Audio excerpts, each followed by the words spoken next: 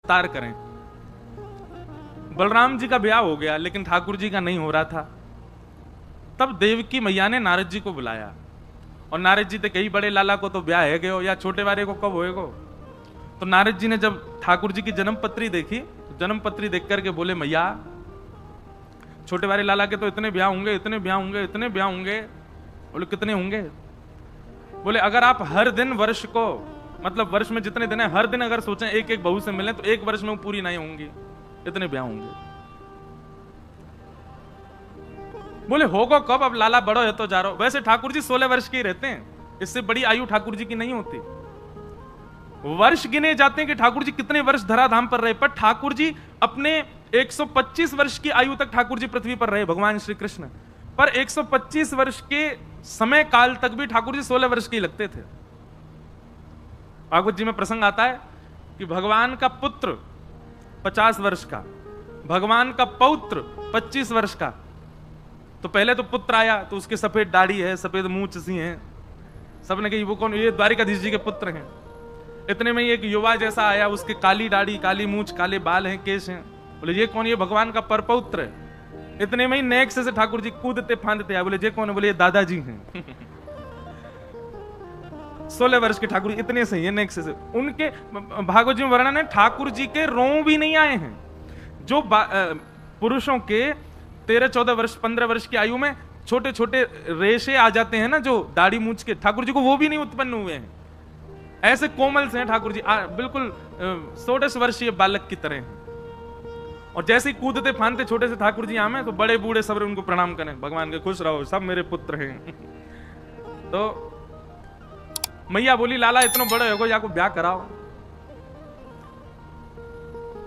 तो नारद जी महाराज बोले मैया हम लड़की ढूंढे। देवकी मैया बोली नवलखा को हार दूंगी, मेरे लाला को ब्याह है तो। अब नारद जी को नवलखा का तो कोई लोभ नहीं था, पर देखना चाह रहे थे ठाकुर जी का विवाह कैसा होगा, एक बार हमारे सामने दृश्यमान हो कि ठाकुर जी दुल्हा बन के कैसे लगेंगे। और उसी दिन से वो चिंतन इतना व्याप्त हो गया नारद जी को, अब लग गए नारद जी ढूंढने में कि लाल जी का ब्याह होना चाहिए। तभी नारद जी भ्रमण करते करते कौंडन्यपुर पहुंचे। वहां भीष्मक राजा की पुत्री रुक्मणी जी को जब देखा, रुक्मणी जी को देख करके नारद जी बोले वाह ये बिल्कुल उचित है हमारे ठाकुर जी के लिए। संत आते थे तो भीष्मक राजा खूब आदर सम्मान करते, उनके लिए आसन लगाया, बोले 2 शब्द आप कुछ प्रवचन करो। तो भागवत जी में वर्णन है मुकुंदस्य रूप वीर्य गुणश्रिय, भगवान के रूप और गुण का चिंतन सुनाने लगे नारद जी। रुक्मणी जी बैठ के सुन रही हैं।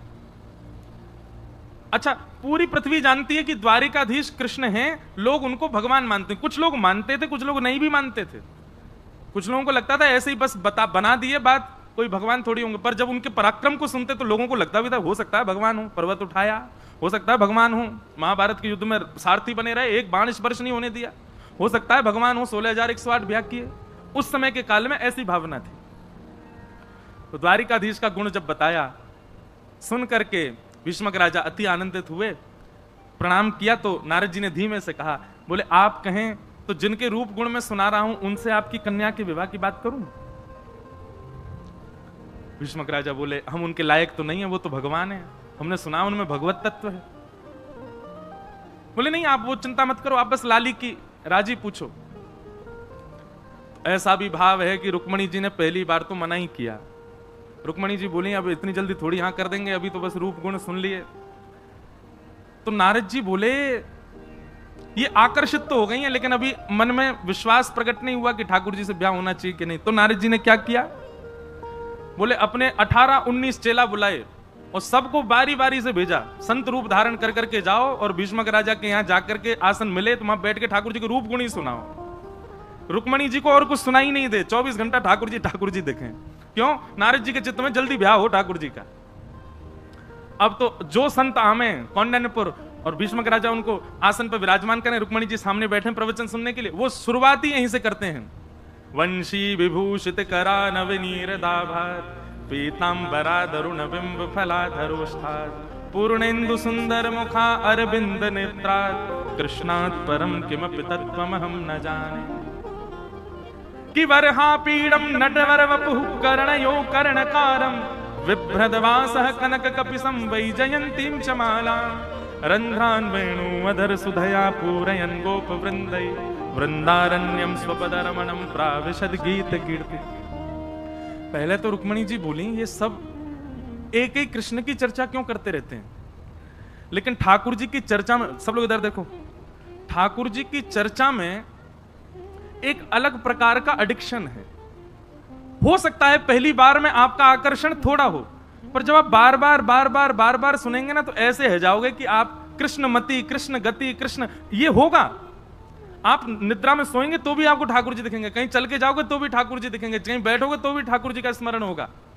ये ठाकुर जी की चर्चा का एक एडिक्शन है। एक बार अगर या तो लगेगा नहीं और लग गया, उसके अलावा कोई भाएगा नहीं।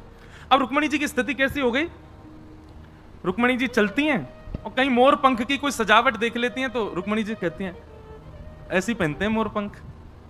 कहीं जाती हैं नीले नीले तालाब को देखती हैं तो कहती हैं, कल एक संत आए थे वो बता रहे थे ऐसा ही वर्ण है उनका।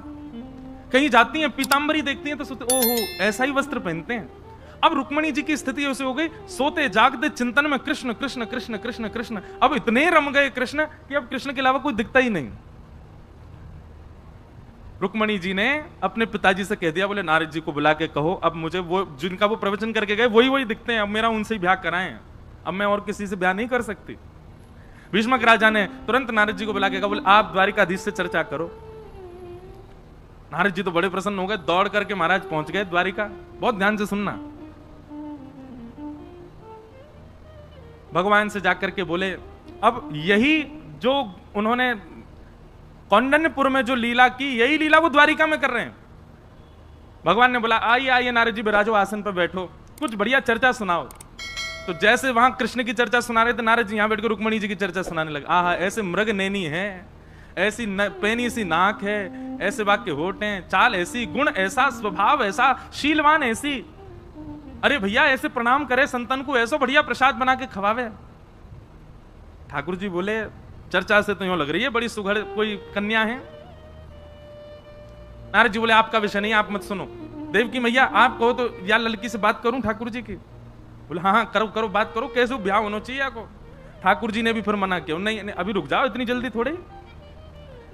विवाह प्रसंग में एक बार में हाँ नहीं करना चाहिए, थोड़ा विचार करना चाहिए। दो काम विचार करके करने चाहिए, एक तो घर बनाओ तो विचार करके बनाओ, और दूसरा विवाह करो तो विचार करके करो। जो इन दोनों में जल्दी करते हैं पछताते हैं। एक बार एक लड़का से कही, ये तुम लड़की देखने जा रहे हो, एक बार में हाँ मत करना, 3-4 बार मना करना, ये अच्छे गुण होते हैं, 3-4 बार पहले मना करो फिर हाँ कर देना। वो ठीक है। लड़की देखने गया, जैसे जाके बैठा, सब बात हुई, बोले कि बताओ भैया तुमका क्या मन है? बोले मुझे पसंद नहीं है, पसंद नहीं है, पसंद नहीं है, पसंद है, करा दो। सब बोले जे क्या था? 3 बार मना किया, एक बार हाँ किया। ठाकुर जी भी मना कर रहे हैं। नारद जी ने वही सबरे चेला बुलाए दोबारा, बोले अब सुनो यही काम करो यहां बैठ के, रुक्मणी जी के गुण सुनाओ ठाकुर जी को 24 घंटा। और ठाकुर जी को किशोरी जी के, श्री रुक्मणी जी के रूप गुण की इतनी चर्चा सुनाई, इतनी चर्चा सुनाई कि ठाकुर जी को अब जहां देखें वही देखें रुक्मणी जी। नारद जी को बोले ऐसा कर गए हो, अब तो कहीं देखूं वही दिखती है। तब फिर ये योजना बनी कि रुक्मणी जी ने जब जिज्ञासा प्रकट करी तो रुक्मणी जी का भाई रुक्मी शत्रु मानता था भगवान को, उसने शिशुपाल से परसों ही शादी तय कर दी। बोले परसों ही ब्याह होगा। शिशुपाल से कहा तुम बारात लेके आ जाओ, कहीं तुमसे पहले कृष्ण ना ले जाए। इतने में ही रुक्मणी जी ने पत्र लिखा, पत्र लिख करके ठाकुर जी को बुलाया, चले गए। अब आई ठाकुर जी की ब्याह की बेला। रुक्मणी जी वापस आ गई, पूरा नगर सजाया गया, ठाकुर जी आए। भगवान ब्याह के लिए जैसी पधारे, शिशुपाल उसका ब्याह होना था। कहते हैं बाराती संग सैनिक लेके आया था 1 करोड़ भगवान के विवाह में, और विवाह संपन्न होते ही ऐसी मारकाट मची, 1 करोड़ सैनिकों को मारा ठाकुर जी ने अपने विवाह में। पूरी यदुवंशी और सब में युद्ध हो गया वहां पर, और युद्ध में सब मारे गए। और तब ठाकुर जी रुक्मणी जी को लेकर के द्वारिका पधारे। बताओ कैसा ठाकुर जी के जीवन में कब संकट नहीं आया। जन्म लियो संकट आयो, नेक बड़े भय संकट आयो, नेक और बड़े भय संकट आयो। ठीक ठाक भई कि ब्रज छोड़ के यहाँ आ गए, यहाँ पे आके चैन से बैठे ही है कि दोनों तरफ से मथुरा पर आक्रमण होने लगे। दौड़ करके द्वारिका गए तो फिर महाभारत युद्ध छिड़ गए, महाभारत से लौट के आए तो फिर ये सब क्रिया होने लगे। अरे अभी सुनियो, ठाकुर जी के जीवन में एक समय ऐसा नहीं रहा कि संकट नहीं रहा हो। विवाह में भी कुछ ना कुछ उत्पात मचता ही रहा। अब यहां तो गुड़ चढ़ी हो, वर्षा है जाती हो कि अब सुगुन है गो। ठाकुर जी के में तो 1 करोड़ सैनिक मरे, खून खून है क्यों महाराज? ये अब सगुन नहीं है, जीवन है। ये संसार दुखालय, यहां सबके जीवन में कष्ट आता है। ठाकुर जी अपनी लीला से हम सबको संकेत दे रहे हैं, मैं परब्रह्म होकर के ये सब फेस कर रहा हूं, तुम तो मानव हो, इसलिए घबराओ मत। भगवान का रुक्मणी जी के साथ में विवाह हुआ। रुक्मणी लक्ष्मी है और लक्ष्मी का विवाह केवल कृष्ण से होता है, केवल नारायण से होता है। लक्ष्मी किसी और की नहीं हो सकती। भगवान का विवाह रुक्मणी जी के साथ में सुसंपन्न हुआ। तभी एक सत्राजित नाम का व्यक्ति रहता था द्वारिका में। उसको सूर्य नारायण भगवान ने एक मणि प्रदान करी थी। उस मणि की खास बात यह कि वो मणि हजारों किलो सोना रोज देती थी। बहुत ध्यान से सुनना, आज कथाक्रम बहुत है इसलिए हम कथाक्रम कहते जाएंगे, छोड़ना नहीं एक क्षण की भी कथा, बहुत अच्छी अच्छी कथाएं हैं। तो उसके पास एक मणि थी, सेमंतक मणि, हजारों किलो सोना रोज देती थी वो मणि। भगवान को जब ये बात पता चली तो ठाकुर जी बोले, द्वारिका के सत्राजित यादव पर मणि है, हजारों किलो सोना रोज होता है, अकेला व्यक्ति इतने सोने का क्या करेगा? तो भगवान ने जाकर के एक प्रस्ताव रखा कि तुम ये मणि द्वारिका के कार्यालय में जमा करवा दो। इससे जितना सोना आएगा उसमें से जितना तुमको अपने लिए जरूरी लगता उतना रोज ले लिया करना। बचा हुआ जो तुम्हारी जरूरी का नहीं है वो कार्यालय में छोड़ देना। उससे हम द्वारिका का विकास करेंगे, लोगों का कर माफ कर देंगे, बच्चों की पढ़ाई आदि सब बढ़िया व्यवस्थित होगी यहां पर। भगवान का प्रस्ताव कोई गलत तो नहीं था। भाई जितना तुझे चाहिए तो रोज ले ले, 1000 किलो का तो कुछ नहीं कर सकता पर दिन। लेकिन मना कर दिया, नहीं मेरी मणि मेरे पास ही रहेगी, मैं नहीं दूंगा आपको। भगवान बोले ठीक है। लेकिन तीसरे ही दिन क्या हुआ कि उसी सत्राजित यादव का छोटा भाई मणि पहन करके नगर में दिखाता हुआ घूम रहा था। घोड़े पर बैठ करके जंगल की ओर गया तो एक शेर ने उसको मार दिया। मणि लेकर के शेर चला गया। आगे शेर को भालू ने मार दिया, मणि लेके भालू चला गया। और 4 दिन तक वो लौट करके नहीं आया तो पूरा इल्जाम द्वारिकाधीश के ऊपर लगा दिया। सोचो बंधुओं, जिनसे जीवन है, जिनसे पहचान है, जिनसे ही आप जी रहे हो द्वारिका में, उन्हीं द्वारिका के लोगों ने उनके ऊपर लांछन लगा दिया।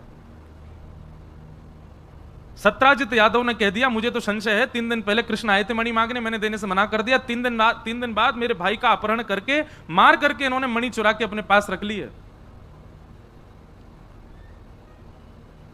संसार का नियम है, अच्छी बात बताओ तो उसका प्रचार नहीं करते। अब आप किसी को जाके कहो वहां पे कथा हो रही है, कथा में बहुत अच्छा आनंद आ रहा है, ऐसा उत्सव हो रहा है, ये हो रहा है, तो आदमी सुन के सो जाएगा। पर आप किसी को जाके बता दो, बोले पसानी रोड पे एक परिवार में ऐसा ऐसा घटना हो गई, और रास्ता में 4 लोगों को बताता हुआ जाएगा। बोले वो है ना पल्ली गली वालों, बाकी ऐसे ऐसे है बाकी घर में यूं है गो त्यों है गो। ये मानव का स्वभाव है, दुष्प्रचार, दुष्ट बातों का बहुत जल्दी प्रचार करता है, अच्छे भावों का नहीं। पूरे द्वारिका में प्रचार हो गया कि भगवान श्री कृष्ण ने मणि चुराई है, और किसी के मन में यह संशय तक नहीं आया कि नहीं ऐसा नहीं हो सकता। सब बोले हो सकता है भैया। द्वारिकाधीश को जब यह बात पता चली तो भगवान पहले मंद मुस्काए और मुस्का करके बोले यही है पृथ्वी, यहां आप दुनिया के लिए मर मिटिए, कुछ भी कर बैठिए। अरे इन सबको मथुरा से बचा करके द्वारिका लेके आया मैं। द्वारिका में कोई और नहीं रहता था, ये मथुरावासी ही सब द्वारिका गए थे भगवान के साथ। इसलिए आज भी भगवान के वंशज द्वारिका और गुजरात में पाए जाते हैं। वो अपने आप को आहिर बोलते हैं। अहीर समाज के जो लोग गुजरात में पाए जाएं वो सब भगवान की वंशज माने जाते हैं, क्योंकि भगवान संपूर्ण यदुवंशियों को संग लेकर के गए थे मथुरा से। भगवान बोले इनको मथुरा से बचा के लाया मैं, नई नगरी सोने की में बसाया मैंने। बच्चों का खाना पीना पढ़ना सब कुछ द्वारिका राजभवन से होता है।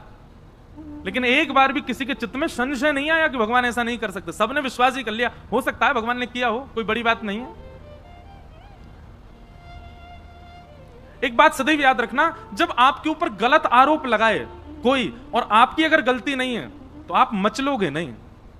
मचलता वही है जिसकी गलती होती है। एक गुप्त रहस्य है। आपने किसी से कहा, ए भाई तूने ऐसा ऐसा किया, नहीं तो किसने कह दी, तेरी सौगंध, वाकी सौगंध, या की सौगंध, ये हो गई वो हो गई, और फिर ले सफाई। समझ जाना, अति भक्ति चोरे लक्षण। ये बहुत सफाइयां दे रहा है, बहुत मचल रहा है, इसका मतलब हाँ हो सकता है इतनी बड़ी नहीं, पर इतनी भूल तो है। लेकिन किसी ने अपराध किया ही नहीं, गलती की नहीं, और उस पर आप अगर आरोप लगाएंगे, एक बार सीधे सरल भाव से कह देगा मैंने ऐसा नहीं किया, तुमको कुछ गलत भाव लगाओ, इसके बाद वो कुछ नहीं कहेगा, शांत चित्त बैठा रहेगा। इसलिए कभी भी अपराध हो, भगवान से सीखो। आपके ऊपर यदि कोई लांछन लगाए, आरोप लगाए, मचलो मत। भगवान मचले नहीं बिल्कुल भी। ठाकुर जी बोले ठीक है, द्वारिका के लोगों को संशय है तो हम ढूंढने जाते हैं, देखते हैं भाई किसने किया ये काम, हमने तो नहीं किया। और ठाकुर जी चुपचाप अर्धरात्रि में अपनी थोड़ी सी सेना लेकर के वन की ओर गए ढूंढने, कहां है प्रसेन। थोड़ी दूर पर मरा हुआ मिला प्रसेन।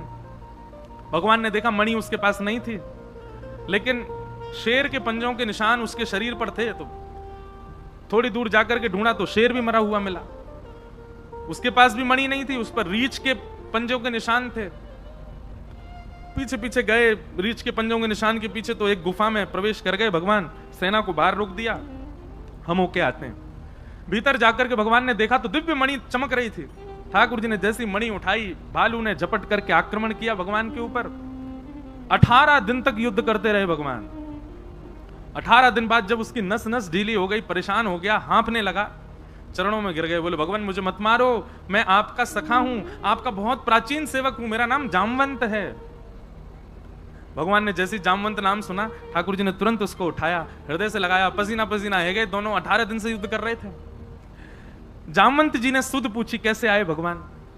भगवान ने बताया ये मणि की वजह से हम पर आरोप लग गया है, ये मणि लेने आए, मणि दे दो। जामवंत जी बोले भगवान दोनों हाथ आगे करो। भगवान ने दोनों हाथ आगे किए तो जामवंत जी ने एक हाथ में तो अपनी पुत्री छोटी सी थी, उसका हाथ पकड़ करके भगवान के हाथ में धर दिया और दूसरे हाथ में मणि रख दी। बोले भगवान अब मेरी पुत्री को भी स्वीकार करो और दहेज के रूप में ये मणि ले जाओ। भगवान बोले हम पे एक आरोप लगा है, अब 2 लग जाएंगे। और दूसरा आरोप क्या लगेगा? बोले इनको इंसान नहीं मिले थे ब्याह करने के लिए, जो भालू की बेटी थे ब्याह कर आए। पूरी द्वारिका हम पर प्रश्न चिन्ह उठाएगी। जामवंत जी बोले भगवान ये द्वापर में तो आप लीला पुरुषोत्तम हो, मर्यादा क्यों बता रहे हो मुझको? मर्यादा पुरुषोत्तम तो आप तब थे, एक पत्नी व्रती थे, अब तो आप लीला पुरुषोत्तम हो। और लीला पुरुषोत्तम मर्यादा का ध्यान नहीं रखता, मर्यादा का भाव नहीं रखता, वो तो लीला करता है। कृपा करके अब मेरी पुत्री को स्वीकार कीजिए, मैं वर्षों से प्रतीक्षा कर रहा हूं। लंबी कथा है, बड़ी प्रसिद्ध कथा है कि जामवंत जी को पहले से ही मन था। जब जनक जी अपने हृदय से लगाते थे राम जी को, तो जामवंत जी दूर खड़े खड़े रुदन करते थे। उनको मन में आता कि कितने भाग्यशाली हैं जनक जी, क्यों इनके दामाद हैं भगवान, तभी ये सौभाग्य मुझे प्राप्त हो। तो भगवान ने आश्वासन दिया कि कोई नहीं, द्वापर में हम तुम्हारी इच्छा भी पूरी करेंगे। आज भगवान एक कथा है, बड़ी अच्छी कथा है कि भगवान जब रावण को मार करके आए वापस अयोध्या, राज तिलक आदि हो गया, तो जनक जी ने पत्र लिख करके भेजा। पत्र में लिखा था कि आप अपनी संपूर्ण सेना सहित, हमारी बहू, हमारी बेटी सहित, चारों दुल्हा और चारों बेटियां कुछ दिन के लिए जनकपुर आइए। सब आपसे मिलना चाहते हैं, आपको देखना चाहते हैं। आप 14 वर्ष बाद लौट करके आए हैं, सीता जी के दर्शन की सबको इच्छा है, सब माताएं बहनें याद करती हैं, आप कृपा करके यहां पधारिए। तो जैसे ही पत्र आया तो सारे बानर नाचने लगे, बोले हम भी जाएंगे, हम भी जाएंगे, हम भी जाएंगे, भगवान के ससुराल जाएंगे।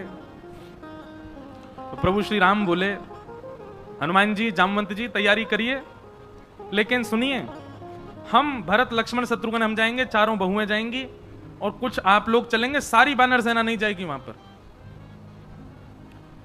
तो जितने बानर बैठे थे बेचारे सब उदास हो गए, बोले क्यों जय जय, हम क्यों नहीं जाएंगे? भगवान बोले भाई देखो, बुरा नहीं मानना, तुम लोग सब बानर हो, छीन के खाना, झपट के खाना, किसी पे घुर्रा देना, ये सब तुम्हारा स्वभाव है, और ससुराल में हमको अपने मान की बड़ी बड़ी चिंता है, ससुराल में मान होना चाहिए, नहीं तो साली सरेज सब पकड़ लेती हैं फिर। और आप सब लोग जाओगे, कहीं भी बैठ जाते हो, कहीं भी घुस जाते हो, ये सब क्रिया करोगे तो हमारी ससुराल में बड़ी हंसी होगी। आप लोग तो यहीं रुको, यहीं अयोध्या में आनंद करो, हम होके आते हैं। तो बानर सब बोले, बोले हाँ सही बात है जय जय, रावण से मरना था, रावण से मरवाना था तो हमको आगे कर दिया, और जब मालपुआ मिलने हैं तो फिर हमको पीछे छोड़ के जा रहे हो, ऐसा तो मत करो जय जय। हनुमान जी जामवंत जी से सब बानर कहने लगे, आप कह दो ना ठाकुर जी हमको ले चलें।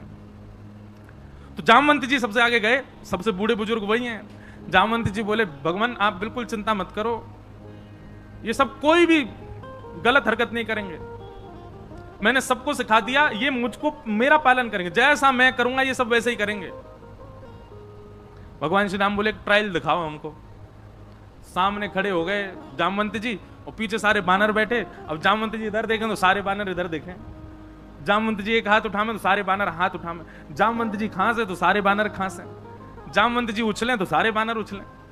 बोले भगवान ये ऐसे ही जाएंगे, ऐसे ही आएंगे, कुछ भी अपने मन से नहीं करेंगे, आपको इन पे भरोसा नहीं, मुझ पे तो है ना, ले चलो सबको। राम जी बोले, देख लेना जामवंत जी नाक नहीं कटे हमारी। बोले बिल्कुल चिंता मत करो। गए, भगवान पूरी सेना लेकर के गए। जैसे ही जनकपुर में प्रवेश हुआ महाराज, जनकपुर के लोग देख देख करके आश्चर्यचकित, ऐसी बिल्कुल जैसे परेड करते हैं ना, ऐसे चल रहे हैं सारे बंदर जामवंत जी को देखते हुए। द्वार पर सब लोग हाथ में थाली लिए खड़े हैं, उनमें फल वल भी रखे, तो बंदरों को देख के सब भीतर जाने लगे। जामवंत जी जाना नहीं, कोई एक भी झपट्टा नहीं मारे, द्वार पे ही खड़ी रहो, फल वल लिए खड़ी रहो, कोई झपट्टा नहीं मारेगा, ये सब राम जी की सेना के बंदर हैं। महाराज पुष्प वर्षा हो, माला पहनाई जाए। अब बंदर को माला पहना रहे हैं, बंदर यूं ही देख रहा है। बोले क्यों, जामवंत जी भी यूं ही देख रहे हैं ना। पूरी जनकपुर में प्रशंसा होने लगी, राम जी बड़े प्रसन्न। राम जी बोले, जामवंत जी हमको बड़ी प्रसन्नता है, बस ये 3-4 दिन हमको यहां रहना, ऐसे ही रहें सब लोग, आप बिल्कुल चिंता मत करो। जनक जी ने एक सभा में भोजन का कार्यक्रम किया। बोले सबके साथ बैठ के भोजन होगा, सारे बानर भी भोजन पाए।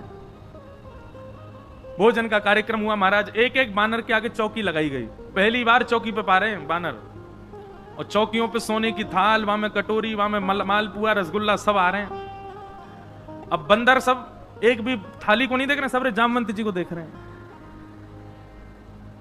सामने जैसे ही कोई सामग्री पधराई जाए, बंदर के मुंह में पानी तो आपको स्वभाव है छीन के लेनो, लेकिन हाथ पांव सब बांध के बैठे हैं। बोले जामवंत जी जो करेंगे वही करना है। जनक जी ने कहा प्रारंभ कीजिए। सबरे देख रहे हैं, तो जामवंत जी ने पहले तो जल लिया हाथ में, सबरे बानर जल ले रहे हैं। जल लेकर के जामवंत जी मंत्र पढ़ रहे हैं, अन्नपूर्णे सदा पूर्णे आहा। सब बानर ऐसे आचमन करें, आचमन करके जैसे भी सब बानर आचमन कर रहे हैं, पहली बार आचमन करके भोजन कर रहे हैं। जामवंत जी थाली की ओर देख रहे हैं क्या पामे, लेकिन बानर सब जामवंत जी को देख रहे हैं, जे जो पाएंगे वही पानो है। जामवंत जी ने सबसे पहले फल उठायो, आम उठायो। जैसे ही आम उठायो, सब बानरन ने आम उठाया। जामवंत जी घुमा घुमा के देखें, सब बानर भी घुमा घुमा के देखें। जामवंत जी ने जोर से दबाई, सुबह में से गुठली उछल गई, और जैसे ही गुठली उछली, सब बानरन ने जोर से दबाया। बोले गुठली उछलनी चाहिए। अब जैसे ही गुठली उछली, जामवंत जी ने देखी गुठली कहां गई। मेरे हाथ से मेघनाथ निकल के नहीं भाग सकता, मेरे हाथ से रावण निकल के नहीं भाग सकता, मैं जामवंत बलवान, तू गुठली कैसे भाग गई। जामवंत जी को क्रोध आया, गुठली पकड़ने के लिए जैसे ही जामवंत जी कूदे, बानर बोले आक्रमण, कूद पड़ो सबरे। और महाराज यहां थे वहां, वहां थे यहां, यहां थे वहां, सबरे इधर उधर कूदे, थाली उछाल दें, कड़ी लिपटा दें। जनक जी महाराज एक खंबा के पीछे दुबक के खड़े, जे क्या हुआ। राम जी नीचे नजर करके बैठे, बोले हो गया जो खूब सिखा पढ़ा के लाए, लेकिन कुछ नहीं बचा। अब सबसे ज्यादा आत्मग्लानि हुई जामवंत जी को। जामवंत जी क्षमा मांगने लगे, लेकिन राम जी देखे ही नहीं रहे उनकी तरफ। तभी जनक जी को लगा कि राम जी को बहुत क्षोभ हो रहा है मन में, तो जनक जी दौड़ के आए और बड़े प्रसन्न मुद्रा में राम जी को हृदय से लगा के बोले, हमको बहुत प्रसन्नता है, ये देख करके इतना अच्छा लग रहा है, देखो कैसे रिपट रिपट करके एक दूसरे के रसगुल्ला ने छीन छीन के भाग रहे हैं, ये दृश्य देख के आनंद आ गया। तो राम जी को जैसे हृदय से लगाया, तो दूर खड़े जामवंत जी बोले, मुझसे अपराध हो गया। राम जी दौड़ करके गए, जामवंत जी को हृदय से लगा, बोले अब चिंतित मत हो। बोले भगवान वैसे हृदय से लगाओ ना जैसे आप जनक जी को लगा रहे थे। मानो जामवंत जी के मन में भाव आ रहा था कि जैसे आप अपने ससुर जी को हृदय लगा रहे हो, वैसे मुझे लगाओ ना। भगवान बोले जनक जी की तरह हृदय से लगाने के लिए तो जनक जी जैसा कार्य करना पड़ेगा, कन्यादान हमको। और वो अब नहीं होगा, वो होगा द्वापर। आपके कुल की कन्या को हम स्वीकार करेंगे। और आज वही दिन आया जब जामवंत जी ने ठाकुर जी को याद दिलाया, तो जामवती का हाथ भगवान के हाथ में देकर पानी ग्रहण किया, विवाह हुआ। और आज श्री जामवंत जी को ठाकुर जी ने अपने हृदय से लगाया। इतना रोए जामवंत जी, ऐसा सुख उनको अनुभव हुआ। ऐसी ठाकुर जी की लीला। तो जामवती के लेकर के भगवान वापस आए। 2 विवाह भगवान के हो गए, रुक्मणी और जामवती। मणि लाकर के भगवान ने पूरी दुनिया को दिखा दी और जामवती जी ने गवाही दे दी, बोले भगवान ने नहीं चुराई थी, ऐसे ऐसे पूरी घटना हुई थी। द्वारिका के लोग भगवान के आगे घुटने टेक करके बैठ गए, क्षमा मांगने लगे, भगवान हमको क्षमा कर दो, हमने बिना विचार किए आपके ऊपर प्रश्न उठाया। भगवान बोले संसार का नियम है, आप लोगों को क्षमा मांगने की आवश्यकता नहीं। समन तक उपाख्यान बहुत बड़ा है, आगे भी बहुत चला। फिर जिसकी वो मणि थी सत्राजित यादव, उस पर सब लोग चिल्लाने लगे, तेने भगवान पर कैसे आरोप लगाया? तो उसने आरोपों से बचने के लिए अपनी पुत्री सत्यभामा का ब्याह भगवान से कर दिया। और भगवान का तीसरा ब्याह सत्यभामा के साथ में हुआ। कितने ब्याह हो गए? 3। सत्यभामा के साथ भगवान का ब्याह हुआ। चौथा ब्याह हुआ भगवान का श्याम सुंदर श्री यमुने महारानी की कालिंदी के साथ में, यमुना जी के साथ में भगवान का ब्याह हुआ। बंधुओं, यमुना जी कौन है? अनेक भाव बताए जाते हैं, परंतु श्री यमुना जी, जब श्री किशोरी जी और ठाकुर जी दोनों कुंज में क्रीड़ा करते हैं और क्रीड़ा करते करते, विलास करते करते, रास करते करते, जब दोनों के प्रश्वेत के बिंदु श्रम जल प्रकट होता है, वही श्रम जल श्री यमुना जी हैं। किशोरी जी और ठाकुर जी के अंग का श्रम जल ही श्री यमुना जी के रूप में प्रकट हुआ है। इसलिए यमुना जी एकमात्र ऐसी सहचरी हैं जो किशोरी जी के पक्ष की भी हैं और ठाकुर जी के पक्ष की भी हैं।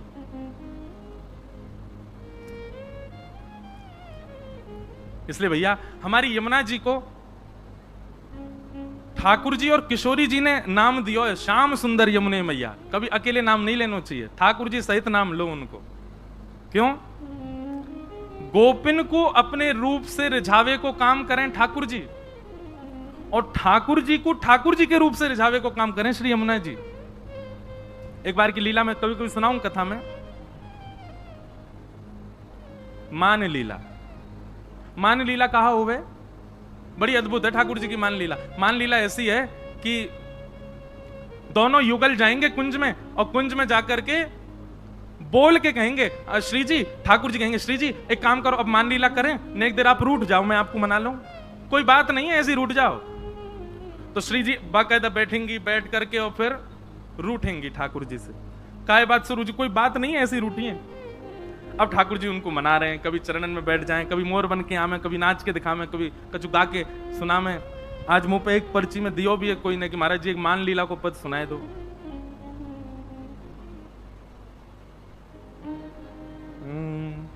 तेरो मुखनी को की मेरो श्यामा प्यारी, तेरो मुखनी को की मेरो श्यामा प्यारी, तेरो मुखनी को की मेरो राधे प्यारी, तेरो मुखनी को की मेरो राधे प्यारी। ठाकुर जी और किशोरी जी दोनों निकुंज में बैठे हैं और दर्पण लेकर के ठाकुर जी किशोरी जी से पूछ रहे हैं, हे श्यामाजू नेक देखियो तो सही हम दोनों में कौन ज्यादा सुंदर है, नेक बताओ तो सही हम दोनों में सुंदरता कौन में ज्यादा है। सूरदास जी वर्णन कर रहे हैं, मान भूल गए, किशोरी जी को अंक में भर लियो। पर एक बार मान लीला में कहा भयो, किशोरी जी ठाकुर जी से बोली आज आप मान लीला करो और सुनो, नेका देर में मानियो मत, खूब मनान दियो मुझको तब मानियो। ठाकुर जी बोले अब आपको श्रम हो गई, हम पे देखो ना जावे, आप ही मान करो हम मनाएंगे।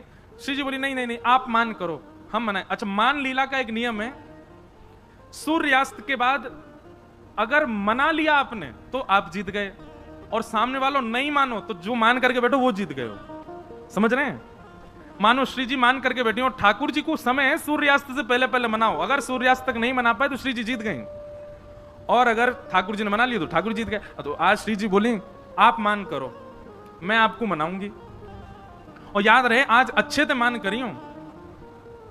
ठाकुर जी बोले रहने दो, श्रम है जाएगा आपको। नहीं नहीं आज आप कर ही लो अच्छे से मान। ठाकुर जी देख लो फिर रोइयो मत। बोले बिल्कुल ना रोऊंगी। ठाकुर जी इतने में गए जाकर के कुंज में और रूट करके बैठ गए श्री जी से। अब श्री जी उनको मना रही हैं, कभी खीर बना के लेके जामे, ठाकुर जी ना पामे, कभी नृत्य करके दिखा में, ठाकुर जी ना माने, कभी कोई चुटकुल्ला सुना में ठाकुर जी को, ठाकुर जी हंसे ही ना। श्री जी ने हर प्रकार को प्रयास कर लियो कि ठाकुर जी मान जाएं, पर ठाकुर जी नहीं मान। सबरे अपना लिए तरीका, श्री जी तरीका अपना रही है, ये कोई सामान्य बात मत समझियो महाराज। किशोरी जी जब चले ना और उनके नूपुरन की जो ध्वनि है ना, वह ध्वनि पे गंधर्व नृत्य करें, सामान्य नहीं है हमारी श्यामा जो। वो मनानो चाह रही है तो सोचो कहां कहां प्रस्तुत कर रही होंगी ठाकुर जी के आगे। लेकिन ठाकुर जी नहीं मान रहे। संध्या को समय है गो और मनाते मनाते श्री जी हार गए। श्री जी बोली मैं तो हार गई श्याम सुंदर, मान ही नहीं रहे हो। अब चलो ठीक है आप जीते मैं हारी। अब कायदे से ठाकुर जी को उठ के हंसना चाहिए, कहनी चाहिए मैं जीत गया। ठाकुर जी उठे और सीधे अपनी गैया लेके नंद भवन को चल दिए, मान में ही है। श्री जी बोली ये तो ठीक ना है, संध्या है गई आपने मान लीला विश्राम क्यों ना करी। ठाकुर जी गुम सुम चुप बिल्कुल मौन अवस्था में चलते ही चले गए। श्री जी मनाती जा रही हैं, ठाकुर जी माने ही नहीं। और लाल जी सीधे नंद भवन में भीतर चले गए और जाके अपने भोजन पानी करके विश्राम कर गए। पूरी रात श्री जी को नींद नहीं आई और दिन की प्रतीक्षा करें, कल हमें कल बताऊंगी इन्हें, ऐसे कैसे कर लियो। दूसरे दिन कुंज में श्री जी पहुंची, ठाकुर जी आए, वही मोह लटको भयो है। श्री जी आई, वही ये तरीका ना है जे मान लीला को कोई नियम ना है, रात में आप बिना मान लीला विश्राम किए चलेगा और सवेरे तो फिरते मान कर रहे हो, ये कोई तरीका है। ठाकुर जी कोई प्रत्युत्तर ही नहीं दे रहे, आके सीधे फिर बैठ गए मान में ही। थोड़ी देर तो श्री जी रिसियाती रही, फिर बोली अब मना ही लूं, खाप तो मान जाए। फिर मनाने लगी, फिर नहीं माने। शाम को ठाकुर जी फिर चले गए मान में ही। तीसरा दिन जैसे प्रारंभ भयो और आज भी जब ठाकुर जी नहीं माने तो श्री जी के नेत्रन से अश्रु आ गए और दौड़ करके श्री जी गई दूर और यमुना जी के तट पर बैठ करके रुदन करने लगी। ऐसा मैंने कहा कर दियो, इतना मान कर रहे हैं। और जैसे एक अश्रुबिंद आपको निकर करके श्री यमुना जी में जाकर के जैसे ही गिरो, संपूर्ण यमुना जी को जल उष्ण है गया, तपने लगा, भाप उड़ने लगे महाराज। यमुना जी ने उस अश्रुबिंदु को समेट करके अपने भैया यमराज के पास गई और यमराज के पास जाकर के वो अश्रुबिंद प्रदान करके बोली भैया आपके संपूर्ण यमलोक में इतनी वेदना में कोई है जितनी वेदना में ये अश्रुबिंद है। तो यमराज जी ने जब हाथ में लिया तो हाथ पजरन लगे श्री यमराज जी के और बोले इतनी वेदना में तो कोई नहीं है यहाँ पे, कौन को ये वेदना है रही है, ये तो पृथ्वी की सबसे बड़ी वेदना है, या वेदना को तो कोई पार ही नहीं है। यमुना जी ने अपनी कमर कसी, बोले मैं देखूं, रुको। तुरंत प्रकट है गई और श्री जी के चरणन में बोली कि कौन ने आपके नेत्रन से अश्रु प्रवाह करवाया, नाम बताओ आपको। ललिता विशाखा आ गई, यमुना जी से बोली हे श्याम सुंदर यमुना जी। अच्छा अभी यमुना जी का नाम श्याम सुंदर नहीं पड़ा, केवल यमुना जी हैं। कालिंदी, हे कालिंदी जी, श्री जी के नेत्रन से अश्रु कौन निकलवा सके, कौन इतनी वेदना दे सके, बताओ आप, कोई में है सामर्थ? एक ही है, नंद जी को लाला, वही परेशान करे इनको, वही ने आज इनको श्रम दियो है। यमुना जी बोली या नंद के लाला तो मैं बताऊंगा आज। यमुना जी इतने में ही गई, कुंज में जाकर के अपने जो भाव वस्त्र थे उनके वो बदल लिए, ठाकुर जी जैसी पजम्मी पहनी, ठाकुर जी जैसे मुकुट धारण कियो, ठाकुर जी जैसी माला पहनी, ठाकुर जी जैसे बाजूबंद, ठाकुर जी जैसे कड़ूला, ठाकुर जी जैसे पामन की पाजेब, ठाकुर जी जैसी फेंटा, ठाकुर जी जैसी काली कमली, ठाकुर जी जैसे तिलक, वैसे ही चंदन चोबा आदि बिल्कुल लगा करके महाराज नथवेसर पहन करके, कानन में मकराकृत मत्स्याकृत कुंडल धारण करके, बेणी गुथ करके, और श्री यमुना जी जैसे ही किशोरी जी के आगे त्रिभंग ललित स्वरूप में आकर के बांकी अदा सो खड़ी भई। यमुना जी बोली श्याम सुंदर आप रीझ गए, आप मान गए। यमुना जी बोली श्याम सुंदर ना हूं मैं, यमुना जी हूं, कालिंदी हूं। किशोरी जी बोली आप तो बिल्कुल लग ही नहीं रही हो, ऐसी लग रही हो ठाकुर जी आ गए। बोले हम बे जी अपने रूप को बड़ो गुमान करे, अपने रूप से सबन को बड़ो श्रम करावे, आज यहाँ के रूप से यही को श्रम कराऊंगी मैं। श्री जी बस आप जब बुलाऊं तो आ जाइयो। बहुत मधुर कथा, ठीक है। अब ठाकुर जी तो मान करे बैठे कुंज में, इतने में ही वही टेढ़ी मेढ़ी ललित गति चाल, टेढ़ी मेढ़ी चाल, बेणी कभी घुमा रहे हैं, कभी जैसे ठाकुर जी चले वैसे यमुना जी चलती भई आई। और नूपुरन की छम छम छम ठाकुर जी ने जैसे सुनी, ठाकुर जी बोले जे तो मेरे नूपुरन की आवाज है, आ कहां ते रही है? पीछे मुड़ करके जैसे ही देखी तो महाराज दूसरे श्याम सुंदर घूम रहे हैं। किशोरी जी बोली, अरे ये तो श्याम सुंदर है। श्याम सुंदर ने जैसे देखा बोले, दूसरे श्याम सुंदर ये कहां थे आगो? ठाकुर जी गए सामने जाके खड़े गए, तुम कौन? यमुना जी बोली, हम नंद नंदन। ठाकुर जी बोले, नंद नंदन तो मैं हूं।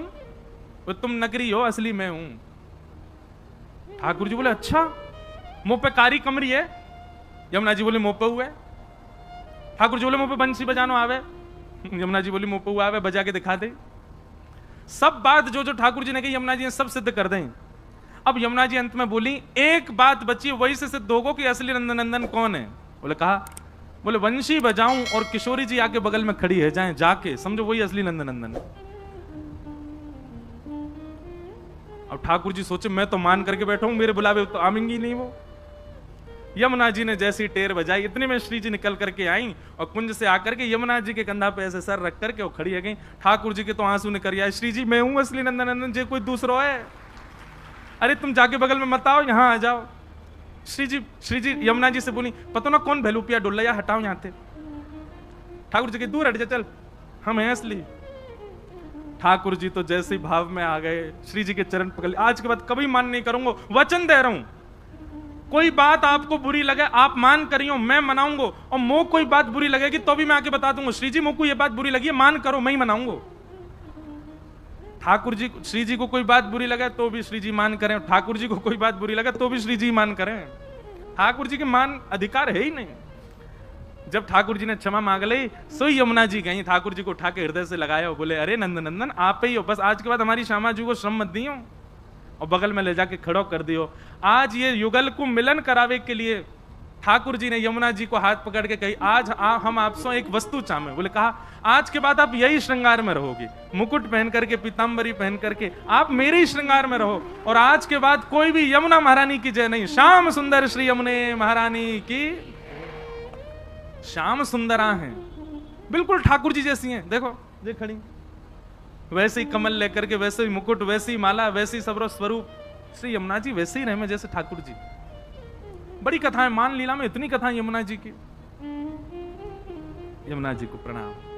भगवान को ब्याह हुआ, ऐसे भगवान के 8 ब्याह हुए, और यही भगवान की अष्टपटरानियां हैं। भौमासुर नाम का एक दैत्य था, उसके यहाँ 16,000 राजकुमारियां बंदी थीं। 16,100 राजकुमारियों को ठाकुर जी ने मुक्त करके उनसे भी ब्याह किया। 16,108 भगवान के ब्याह हुए। भगवान ने किसी स्त्री विशेष से ब्याह नहीं किया। भगवान की प्रथम अष्टपटरानियां 8 प्रकृति हैं। प्रकृति के 8 अंग कौन कौन से? पृथ्वी, जल, अग्नि, वायु, आकाश। हमारे भीतर 4 तत्व हैं, उनमें से 3 तत्व मन, बुद्धि और अहंकार। ये भगवान की 8 पत्नियां। इन 8 पत्नियों में कोई जल तत्व है, कोई अग्नि तत्व है, कोई पृथ्वी तत्व है, कोई वायु तत्व है, कोई मन तत्व है, कोई आत्मा तत्व है। और 16,100 जो पत्नियां हैं भगवान की, ये हमारे वेदन के वो मंत्र हैं जिन मंत्रों से ठाकुर जी की उपासना की जाए। उपासना कांड के मंत्र हैं। इस प्रकार भगवान ने 16,108 ब्याह किए। आगे भागवत में राजा नृण की कथा आती है। एक नृण नाम के राजा थे, वो दानवीर थे।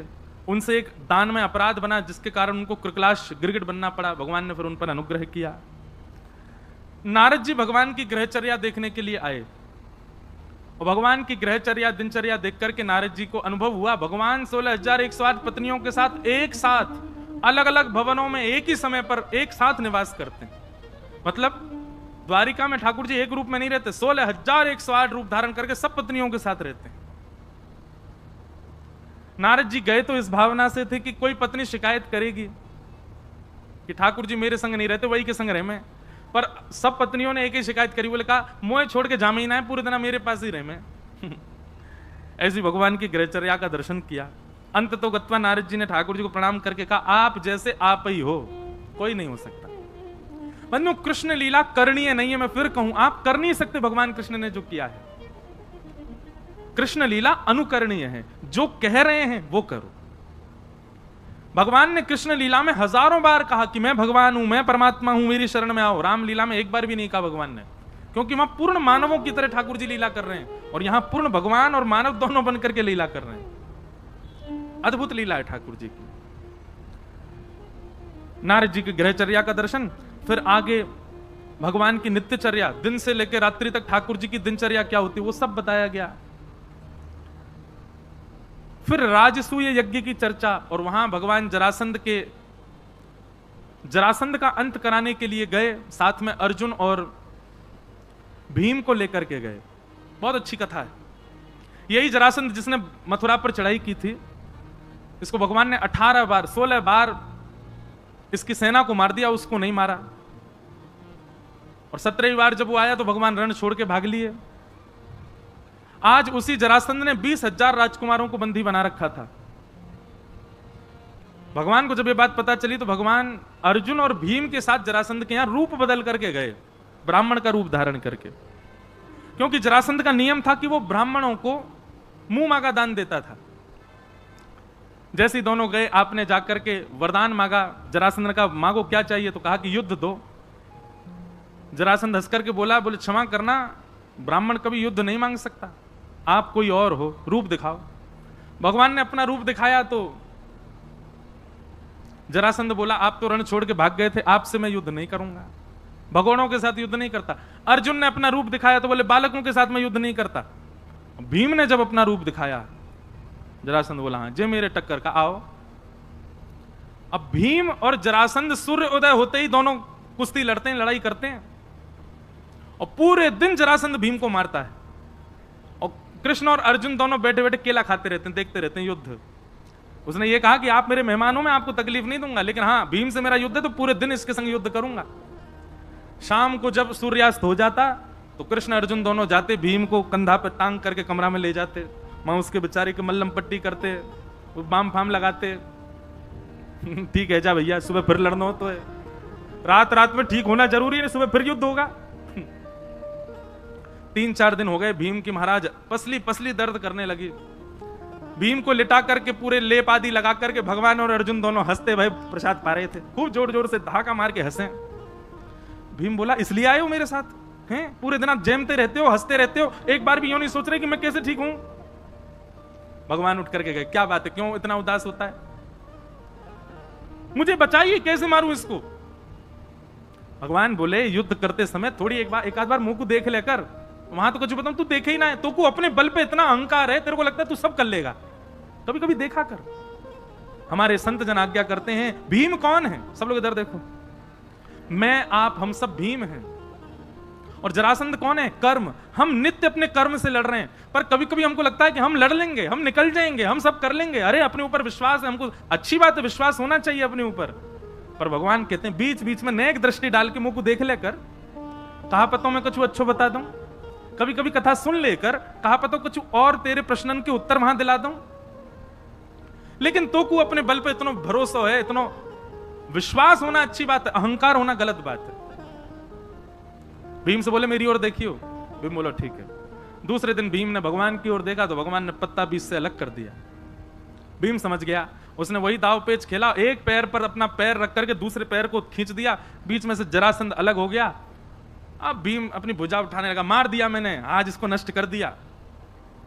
भगवान बोले पीछे देख, पीछे देखी तो फिर खड़ा हो गया, फिर दिए महाराज घुमा घुमा के मारे। रात में बेचारा फिर गिर गया, भगवान फिर लाद के लाए उसको कमरा में, फिर बाम फाम लगाए। भीम बोला आज तो आपकी ओर देखा था मैंने। भगवान बोले देखा था, पर मैं जीतूं इस भावना से देखा था। मानव का अधिकार कर्म पर है, फल पर नहीं। फल की कामना से मेरे पास मत आ, केवल अपने कर्म को सुदृढ़ में कर सकूं इस भावना से मेरे पास आ। नाथ मैं ये करने जा रहा हूं, बस मैं अच्छे से करूं, फल क्या मिले भगवान बोले वो मेरे हाथ में, उसकी चिंता मत करो। तैने मेरी ओर किस भावना से देखा कि फल क्या चाहिए, फल चाहिए जीतना है, फल की कामना नहीं। भीम बोला ठीक है, शरणागति भाव से देखना। दूसरे दिन भीम ने शरणागति भाव से देखा कि हे नाथ मुझे जीत की चिंता नहीं, मुझे हार की चिंता नहीं, बस मैं जो युद्ध कर रहा हूं इसमें मुझे गति प्राप्त हो, जो भी मिले बस मिले। भगवान की ओर देखा, भगवान ने पत्र अलग करके विपरीत दिशा में फेंका, समझ गया, बीच से जरासंध को अलग करके विपरीत दिशा में फेंका और जरासंध का वध हो गया।